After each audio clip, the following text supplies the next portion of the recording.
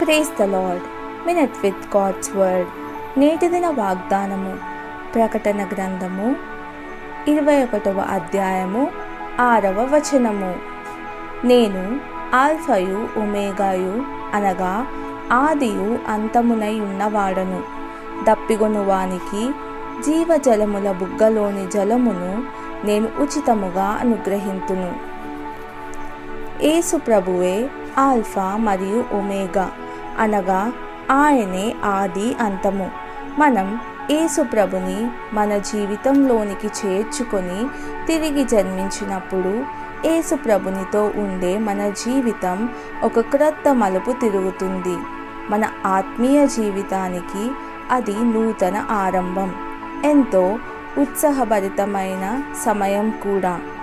ఆది యందు వాక్యముండెను, వాక్యము దేవుని యొద్ద ఉండెను, వాక్యము దేవుడై ఉండెను అని చూస్తాం.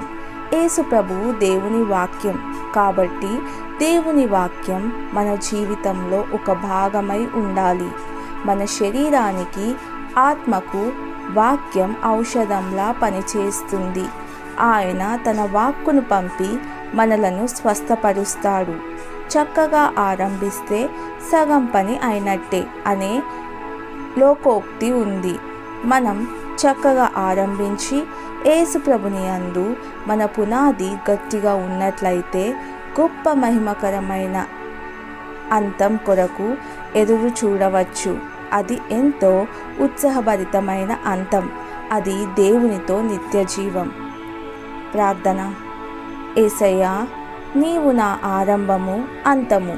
నీవు నా యజమానుడవు, నా ప్రభుడవు, నా కొండ, నా కోట, నా కేడెము, నా బలమైన దుర్గము, నా ఊపిరి, నా వెలుగు నీవే ప్రభు.